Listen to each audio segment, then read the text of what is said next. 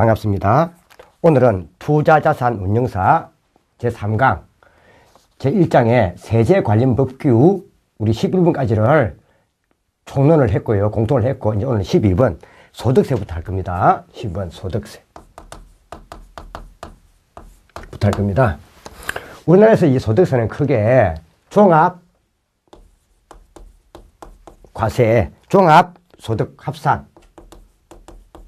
합산이 있고, 그 다음 퇴직소득, 그 다음 양도소득, 이렇게 크게 소득세가 나눠집니다. 나눠지는데 종합소득은 또 특히 우리가 금융소득은 이자소득과 배당소득이 있습니다. 소득, 그 다음 부동산 임대소, 이제 이거는 금융소득 등을 한다. 등 이제 외인데 금융소득 이제 들어가는 게 이 두 가지가 있고 아닌 게 있습니다. 금융소득 아닌 게 보면 이제 뭐인가면 부동산 임대소득, 그 다음 사업소득, 그 다음 근로소득, 그 다음 연금소득, 그 다음 기타소득. 자, 요 둘, 넷, 여섯, 일곱 가지가 종합소득 합산이에요. 들어갑니다. 이때 요 자체를 다 우리가 합치는데 이게 종합합산인데, 특히 우리 시험은 요 금융소득, 이자소득과 배당소득 좀 잘 봐주셔야 됩니다. 이자소득과 배당소득은 보통 이게 우리가 개인별 합산합니다. 개인별로 이게 쭉 이걸 합산하는데, 개인별 금소득, 별 금융소득이 2천만 원, 여기에 뭐요? 이하이면 이는 원천징수로 끝내버립니다.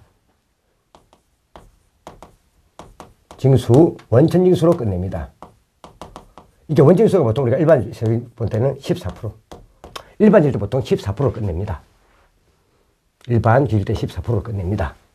이때 이자소득과 배당소득에 대해서만큼은 원칙지수가 있습니다. 이때 요 원칙지수는 이걸 우리가 뭐라고 하면 이걸 우리가 종합소득 합산해서 또 분리한 데서 이걸 분리과세를 합니다. 근데 요 금융소득만큼은 필요 경비를 인정 안 해줍니다.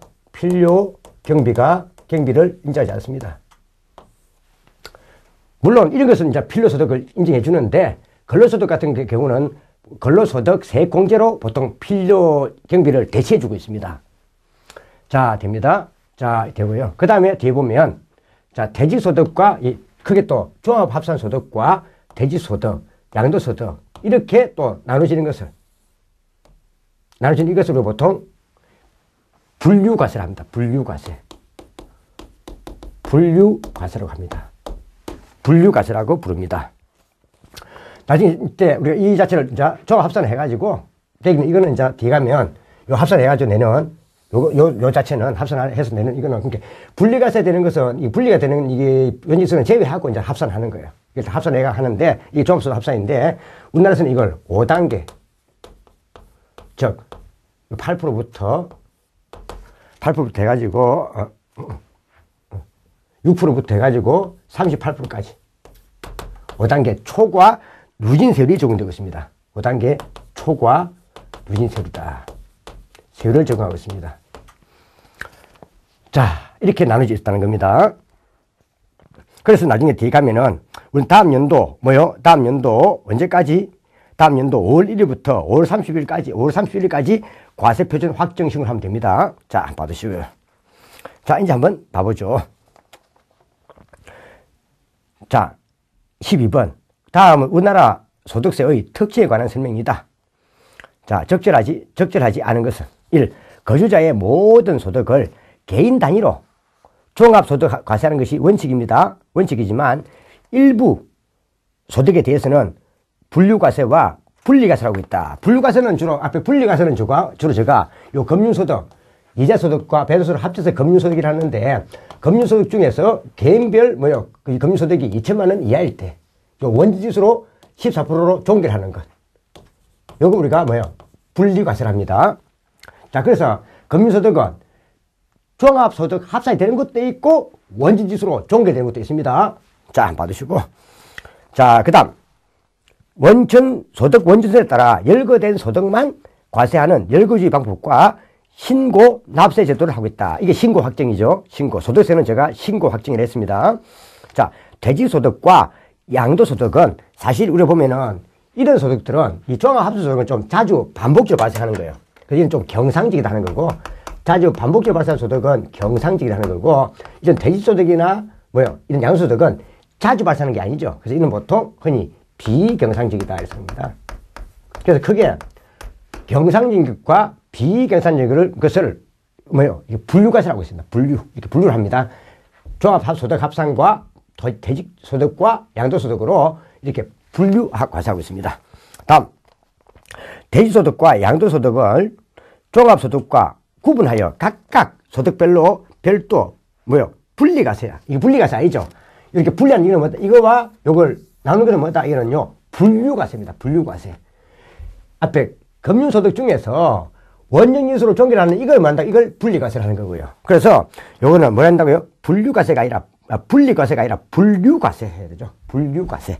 그 사망이 틀렸고, 소득세는 차등 누진세율 몇 단계? 5단계, 6%부터 38%와 인지공제제도라든지 소득 종류별 차등과세를 하고 있습니다. 한번 하시고요. 앞에 제가 인지공제를 해준단 말이에요. 이런 게 주로 인세성질이죠. 자, 그래서 밑에 한번 연도 보시라고 한번 정리해 두었습니다. 그래서 이거 한번 받으시고요. 받으시고.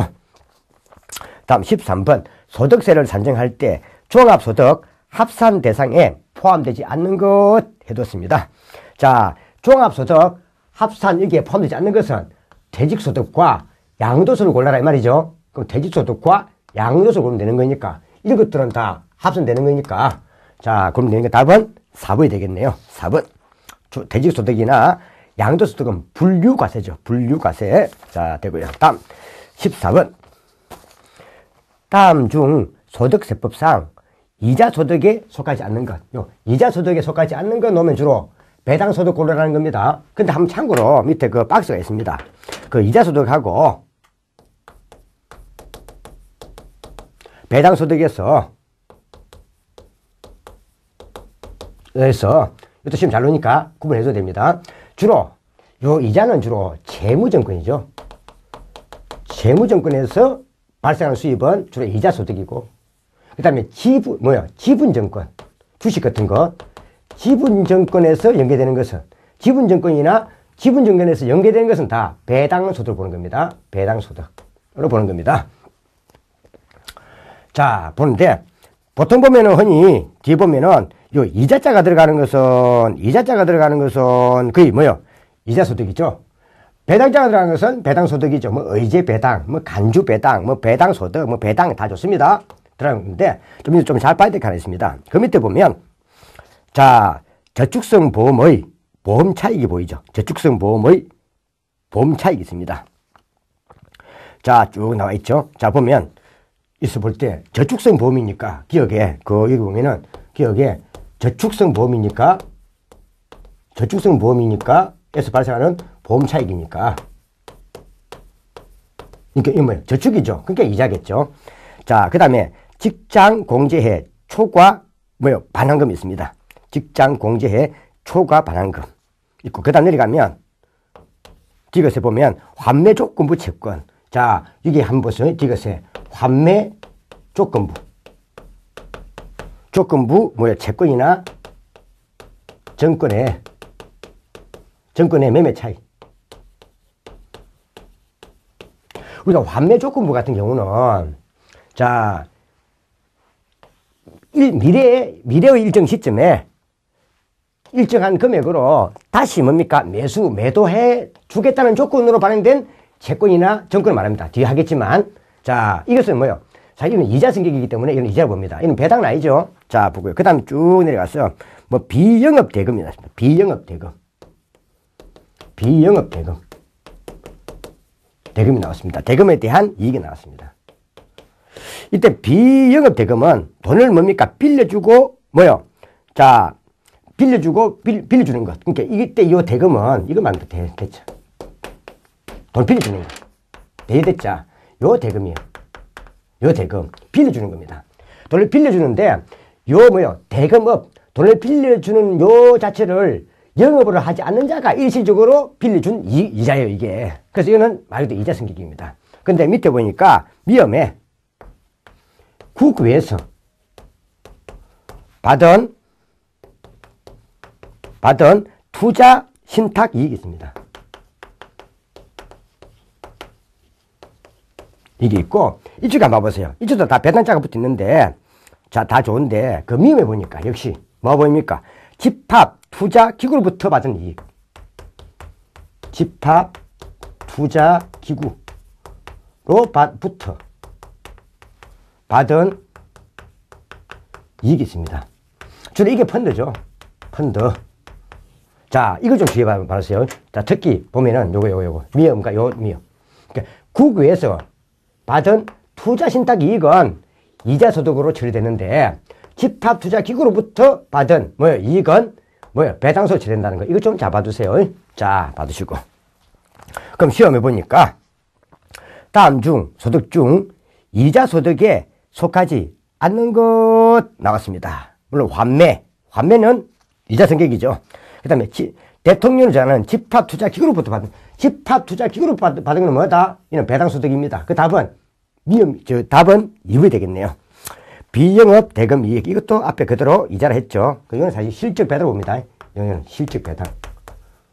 실적 배당으로 처리되기 때문에 이거는 뭐로 본다? 배당소로 처리된다는 것 한번 받으시고, 계약 기간이 10년 미만, 저축성 보험차 되어 있고 10년 미만 되어 있고요. 자, 그래서 한번 뒤에 이자 소득에 있는 미음, 국외에서 받은 투자 신탁 이익은 이거는 어디 들어간다? 이거는 신탁에 들어가지만 이자 소득이고, 집합 투자 기구로부터 받은 이익은 배당소로 처리된다는 것 좀 봐둬야 됩니다. 다음 15번.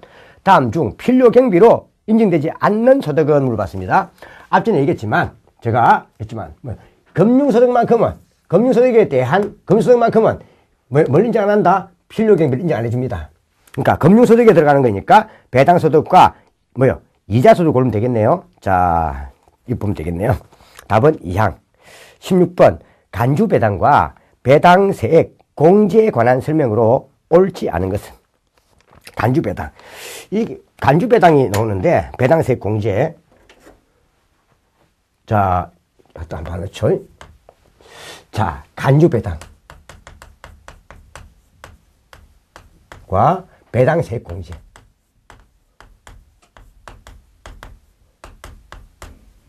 공제. 뒤에 가면 우리가 총 배당소득 금액은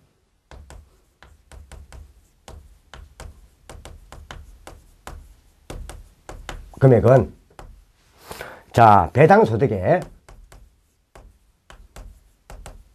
다가 플러스 요 간주배당을 더해요.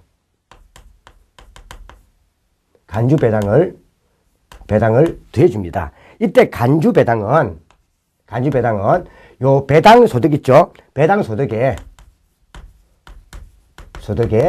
11%가 적용됩니다. 11% 적용됩니다. 이게 우리가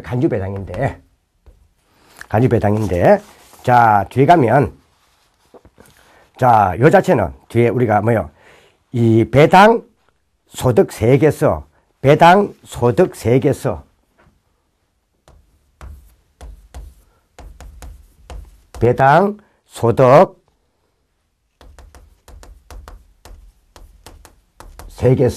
요 간주배당을 계산해가지고 이걸 다시 이 간주배당만큼 다시 빼줍니다. 빼가지고 뭐 한다고요? 자, 실제 부담 배당소득세를 풀어내는 겁니다. 실제 부담 배당소득세를 계산합니다. 이때 사실 이 간주배당을 자체로 이렇게 해서 하는 이유가 있습니다. 이렇게 하는 이유가 이때 이것에 대한 우리가 특히 요 배당세 공제에 배당세 공제 이런 것을 우리가 하려면 적용 대상이 있어. 적용 대상인데 첫째 이거는요 내국 법인으로부터 받은 뭐요? 자 받은 그것이 됩니다. 배당소득은 내국 법인에 받아야 된다. 법인으로부터 수취한 배당소득입니다. 수취한 배당소득이다. 그러니까 외국 법인은 안 됩니다. 내국 법인이 됩니다. 그 다음 두 번째, 이 자체에 대해서 이미 뭐요? 이는 이미 자 법인세가 이 배당소득은 법인세에 과세됩니다. 법인세 과세가 돼야 됩니다.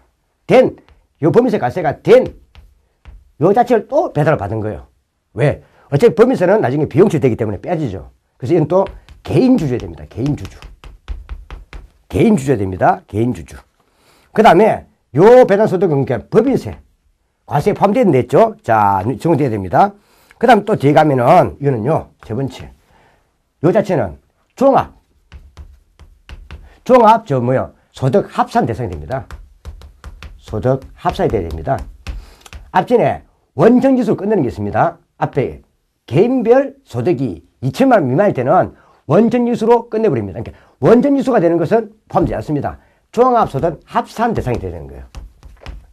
쉽게 말하면 여기 나와 있는 요 대상이 아니라 이게 2천만 원을 초과하기 때문에 뭐야 합산되는 거.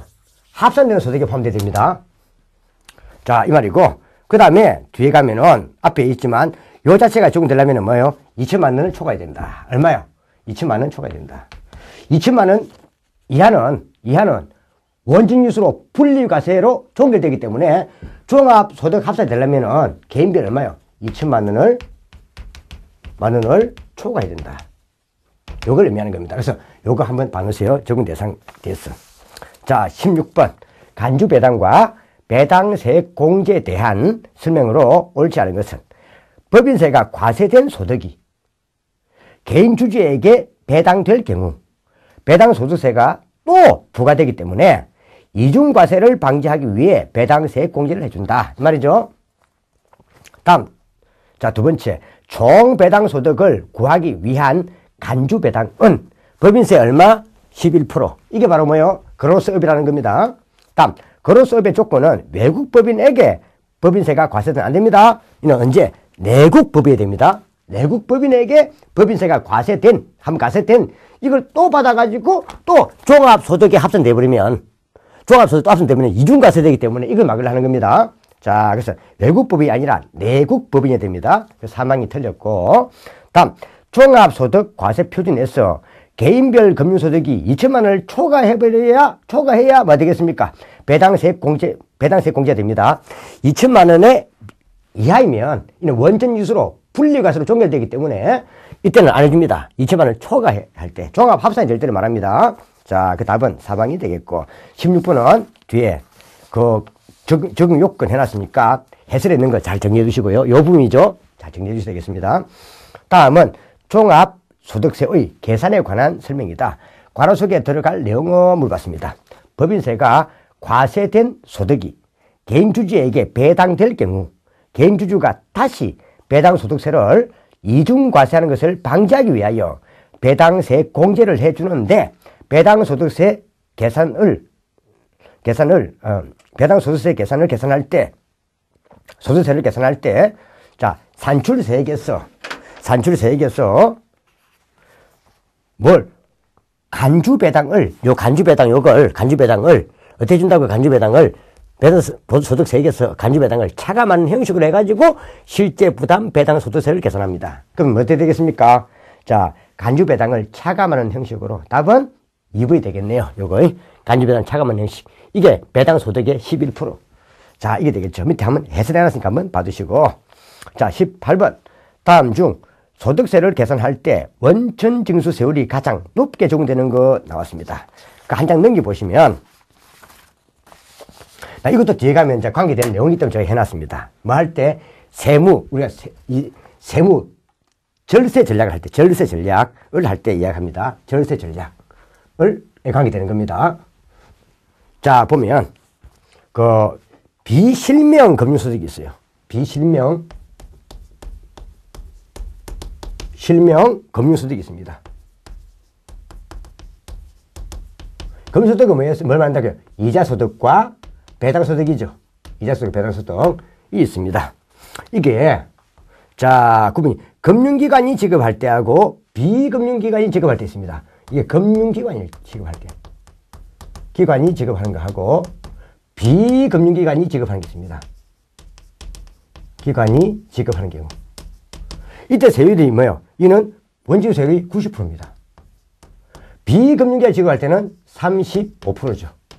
35%. 그 다음에 뒤에 분리과세 신청한 과세 신청을 한 장기 채권의 이자와 할인액이 있습니다. 채권의 이자와 할인액 이게 있습니다. 요거는 30%가 적용됩니다. 그럼 밑에 그냥 그 다음 쭉 보시고 개인별 제가 앞에 금융소득이 2천만 원 이하일 때는 뭐래요? 원전익수로 종결됩니다. 원전익수 종결되는데 몇 프로? 14% 종결됩니다. 그 외에는 자 기본세율 6%부터 38%가 종합 합산이 됩니다. 종합소득 합산 되죠. 자, 그게 6%부터 38% 이거죠. 됩니다. 자, 봐두시는데 이때 제가 이 장기 채권의 이자와 할인액이 있습니다. 장기 채권. 이 장기 채권은 10년 이상 해야 돼요. 10년 이상이 돼야 되고, 그 다음, 이는 분리과세로 이는 신청해야 됩니다. 신청. 이는 신청해야 됩니다. 그래서 분리과세 대상이 되기 위해서는 이 장기 채권은 분리과세로 신청을 해야 되고, 또 두 번째, 뭐요? 장기 채권은 만기가 10년 이상이 됩니다. 자, 이거는 30%. 그 되어야 이거는 뭐요? 분리과세 적용 대상이 됩니다. 자, 그러면 일단 18번에 다음 중 소득세를 계산할 때 원천지수세율이 가장 높게 적용되는 것 됐으니까 답은 비실명 금융소득이겠죠. 금융기관이 지급할 때는 90%, 비금융기관이 지급할 때는 35%. 그 다음 분리과세 신청, 이거는 뭐예요? 장기채권은 30%. 그 다음 비영업대금 이익은 얼마? 그때 뒤에 보면 25%. 출자 공동사업자의 배당수도 얼마? 25%. 2천만 원 뭐예요? 2천만 원 이하일 때는 14% 원천징수. 그럼 2천만 원 초과할 때는 뭐 된다? 앞에 6%부터 38%까지 뭐요? 앞에 기본세율 누진 38%까지 초과 누진세율이죠. 자, 되고요. 그 답은 1항이 되겠네요. 1항. 19번 다음 중 무조건 분리과세 소득이 되는 범위가 아닌 것. 밑에 쭉 나와 있지만은 다 나와 있지만은 주의할 점은 분리과세 신청한 장기채권. 그러니까 이 보면은 장기채권의 이자와 할인액은 무조건이 아니라 이거는 신청을 해야 돼요. 네, 분리과세로 하겠습니다 하고 신청을 해야 되고, 그 다음에 또 만기가 10년 이상이 됩니다. 그래서 이거는 무조건이 아닙니다. 이거는 신청을 해야 무조건 뭐예요? 분리과세 소득이 될 수 있습니다. 그 답은 사항이 되겠네요. 사항. 자, 이거는 무조건이 아닙니다. 신청해야 됩니다. 이건 조건이 있습니다. 조건이 되어야 무조건 분리과세 소득이 될 수 있다는 것. 자, 1번. 세금 우대 종합저축 있죠? 이거는 보통 이자가, 이거는 원지수 얼마? 9%. 이건 9%입니다. 세금 우대 종합저축 이자는 세율이 9%. 제일 싸죠? 이런 걸 나중에 많이 하면 되겠네요. 그 다음에 직장 공제 초과 반환금은 기본세율 6%부터 38%. 앞에 비실명이죠? 이자, 이거는요. 금융기관 지급할 때는 90%. 그 다음에 비금융기 할 때는 35%. 장기채권의 이자와 할인액은 이거는 신청을 해야 되고, 만기가 10년 돼야지만이 됩니다. 자, 이거는 신청을 안 하면 이건 무조건 분리과세가 아닙니다. 이건 30%. 답은 일단 상이 되겠네요. 다음은 종합소득세를 계산하는 과정이다. 가로속에 들어갈 수 없는 거 나왔습니다. 이거는 이걸 하지 말고 그냥 좀 기본 고르격만 받았어요. 고르격만. 우리 시험에서는 이거는 그냥 기본 고르격 정도만. 자, 개인 단위 종합소득 합계액이 나옵니다. 이게 개인소득 종합소득 합계액이 나오죠. 합계액이 나옵니다. 이게 앞에 설명했던 뭐요?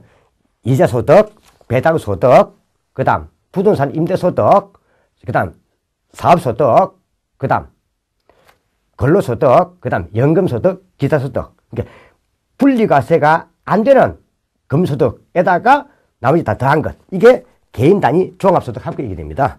개인 개인 단위 종합소득 합계액이었어. 합계액이었어. 알겠어. 뭘 빼줘야 되죠? 자, 필요 경비를 차감해 줍니다. 필요 경비. 필요 경비는 앞전에 제가 금융소득인 배당소득과 이자소득에는 필요 경비가 없습니다. 그럼 이거는 금융소득과 이자소득 위에 필요 경비겠죠. 뭐 부동산 임대소득의 필요 경비라든지 또는 사업소득의 필요 경비라든지 그 다음에 연금소득의 필요 경비라든지 이런 거겠죠. 근로소득은 근로소득 세액으로 세액공제로 필요 경비가 대체되니까 이걸 차감해 줍니다. 이걸 해주면 이제 뭐 한다고요? 종합소득금액이 나옵니다. 금액이 나옵니다. 여기다가 다시 이제 우리가 소득 공제를 해줍니다. 소득 공제를 해주고 공제를 해줍니다. 앞에 예를 들면은 우리가 기본 공제나 추가 공제 등 한단 말입니다. 이걸 해주면 이제 다음 나오는 게 뭐가 나와요? 이제 여기서 이걸 해주면 오는 게 이제 종합소득 과세 표지 나옵니다. 소득 과세 표지 나옵니다.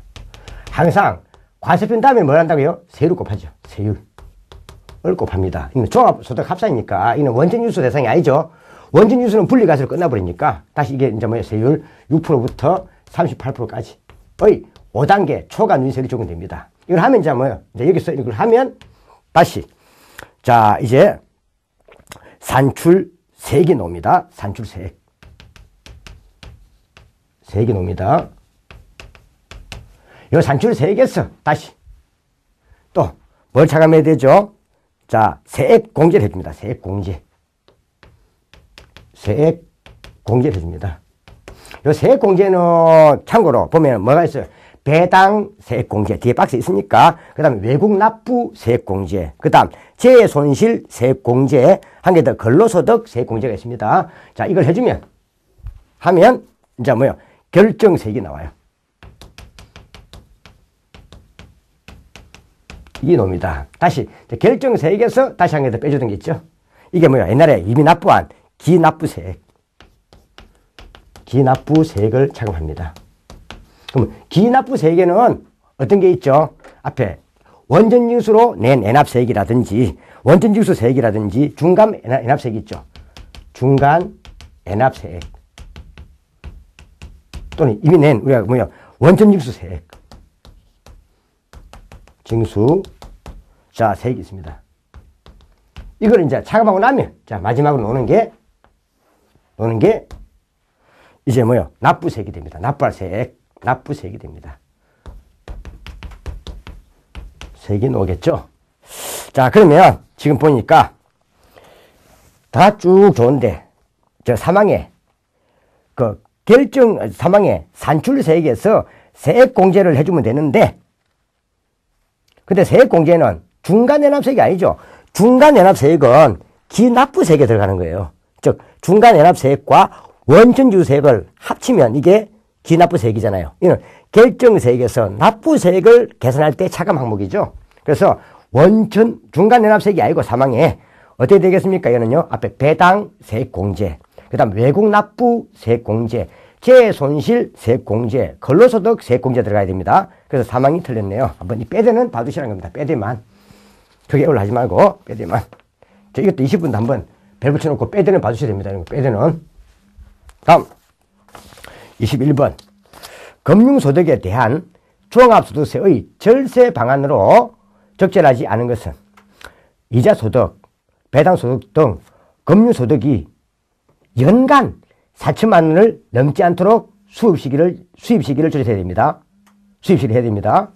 자, 이게 왜인가 하면 이거는 개인별 연간입니다. 개인별 연간. 이건 연간 4천만 원입니다. 자, 이는 뒤에 가면 왜 그렇다고요? 원전징수 세액하고 징수 세액하고 그 다음 종합과세액하고 과세액하고 이게 만약에 뭐 돼버리면요 연간 4천만 넘어버리면 개인별 연간 4천만 원을 초과하면 앞에 내 어떤 원칙에서 해가고 또 다시 종합과세를 부과합니다. 이래가지고 이 중에서 큰 금액으로 과세합니다. 과세합니다. 그래서 이 사람이 비록 각 개별마다 받을 때 이게 2천만 원 미만이어서 2천만 원 이하여서 원천징수로 분리과세 했다 하더라도 요 사람의 연간 금수득 합계가 4천만 원 초과해버리면 다시 뭡니까? 종합과세액을 또다시 구해요. 구해가지고 이미 낸 원천징수액하고 비교를 합니다. 해가지고 이게 이 중에서 큰 금액으로 과세하기 때문에 개인별 연간 금융소득 합계가 4천만 원 넘지 않도록 수입 시기를 조절해야 됩니다. 다시 말하면 자 연간 소득 합계가 4천만 원을 넘을 때는 다음 해로 넘기라 이 말입니다. 그 소득 받는 걸 다음에 넘기면 4천만 안 되잖아요. 그런 조절을 할 필요가 있다 이 말입니다. 다음 하나의 금융기관보다는 여러 금융기관에 분산하여 자 금융소득에 투자한다. 사실 이 이자소득하고 배당소득 등에 대한 금융소득을 계산할 때는 어떻게 한다고요? 자 이거는요 여러 금융기관에 분산 투자해도 이는 개인별 합산입니다. 개인별 연간 합산이에요. 개인별 연간 합산이란 말이에요. 합산하기 때문에 사실로 구할 때는 예를 들어서 A 금융기관, B 금융기관, C 금융기관에 했다 하더라도 A 금융기관 따로, B 금융기관 따로, C 금융기관 따로가 아니라 합쳐버립니다. 이걸 합치기 때문에 여러 금융기관에 분산해서 한다 해도 뭡니까? 이는 4천만 넘으면 합산해서 바로 이거 적용하기 때문에 요거는 뭐 한다고요? 요거는 절세 방식될 수 없습니다. 자, 답은 2항이 틀렸고요. 왜? 금융기관별이 아니라 개인별로 합산하기 때문입니다. 자, 그럼 이거는 절세 방해될 수 없고 금융상품별 과세를 파악하고 원천징수율이 낮은 무조건 분리과세 금융상품을 이용한다. 앞전에 세금 우대 종합저축 같은 경우는 원천징수율이 9%잖아요. 이런 걸 이용하면 좋다 이 말입니다. 이 내용이 다시 사항이 있죠. 사항. 주거래 금융기관을 선정하고 비과세 상품이나 또는 세금 우대 상품을 우선 이용한다. 이런 것은 절세 방해될 수 있겠죠. 자, 한번 봐두시고 자, 넘어가면 자, 22번 다음은 양도소득세에 관한 설명으로 옳지 않은 것 되어 있습니다. 양도소득세에 대해서 나와 있습니다. 양도소득세 나와 있는데 이 양도소득세에 대한 거는 제가 이거 하고 다음 시간에 하도록 하겠습니다. 자, 오늘 지금 현재 이 시간은 3강을 했는데 3강에서는 주로 제가 우리 종합합산소득 위주로 정리했습니다. 종합소득 합산도 시험 잘 노니까 한번 봐주셔야 됩니다. 했고 이제 다음 시간은 제가 양도소득세에 대해서 하도록 하겠습니다. 자, 이 3강은 여기까지 하겠습니다. 자, 수고했습니다.